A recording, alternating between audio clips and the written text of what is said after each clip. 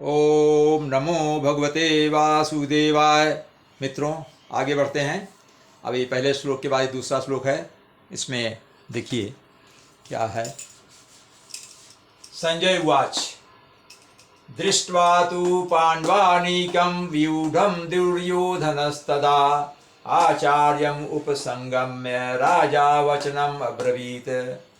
इसमें संजय ने कहा, अभी बताया था हमने इसके पहले वाले श्लोक में, संजय जो थे व्यास के शिष्य थे, वे जब धृतराष्ट्र ने संजय से पूछा था कि पांडवों ने और मेरे पुत्रों ने क्या किया, तो धृतराष्ट्र को बता रहे हैं संजय। इसमें कुछ शब्द हैं। एक तो पांडवानीकम दुर्योधनस्तदा आचार्यम उपसंगम्य वचन अब्रवीत। 4 शब्द को पहले हम समझ लें इस संधि विच्छेद के द्वारा। पांडवानीकम में 2 शब्द हैं, पांडव प्लस अनीकम, पांडवों की सेना। अभी बताया था हमने, आ के बाद आ आता है, ये इसमें हलंत रहेगा तो आ, इस तरह से वा प्लस आ रहेगा तो हो जाएगा वा, इस तरह से वाह हो जाता है। वाह होगा, वाह और वाह मिलकर वाह होगा, ये होगा। और फिर अनीकम है आ, ये वाह हो गया, इसमें आ है और ये आ है।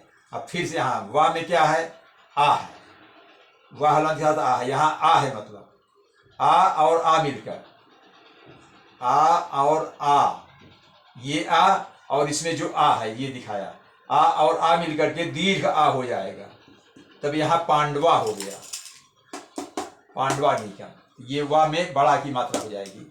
अनिकम मतलब सेना, पांडवों की सेना। दुर्योधनस्तदा में, दुर्योधनस्तदा में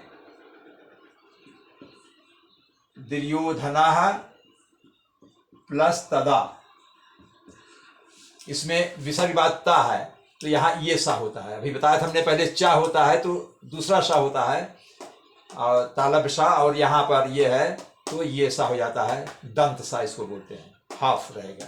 दुर्योधन सदा, दुर्योधन ने तदा मतलब उस समय, तब। फिर आचार्यम उपसंगम में, इसमें संधि विच्छेद करेंगे हम, ये लाइन खींच दे रहे हैं ताकि मिक्स ना हो। यहाँ ये विसर्ग है, इसके बाद अगर ता आता है तो वहाँ विसर्ग सब के पहले बाद अगर ता आता तो वहाँ ये सा हो जाता है, ये सा। तो ये सा मतलब हाफ सा, इस सा को हाफ सा कह दीजिए। और आचार्यम उपसंगम में,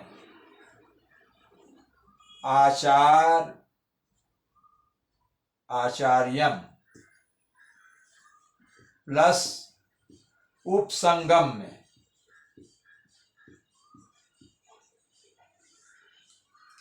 आचार्यम उपसंगम में यहां मा और उ मिलकर के उ हो जाता है। मा में जो हलंत है उसके बाद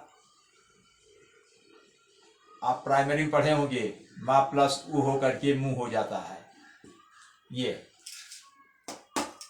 मुंह। उपसंगम में, उपसंगम मतलब आचार्य के पास पहुंचकर, आचार्यम आचार्य के उप मतलब पास, नजदीक, संगम मतलब पहुंच करके। तो आचार्य के पास पहुंचकर राजा, राजा दुर्योधन के लिए आया है। वचनम अब्रवीत, इसमें भी इसी तरह से वचनम,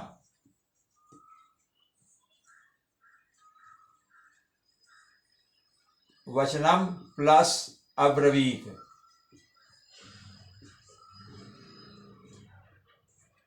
ये माँ और मिलकर माँ पूरा हो गया, पहले श्लोक में बताया था। तो वचन बोला, अब्रवीत मतलब बोला।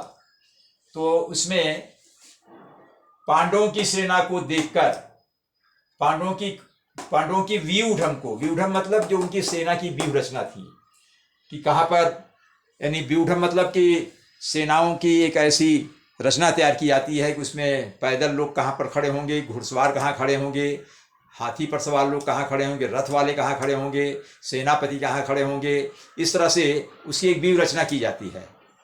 तो उस व्यूह रचना को देख करके, पांडवों की सेना की व्यूह रचना को देखकर बहुत ही आश्चर्यचकित हो गया दुर्योधन।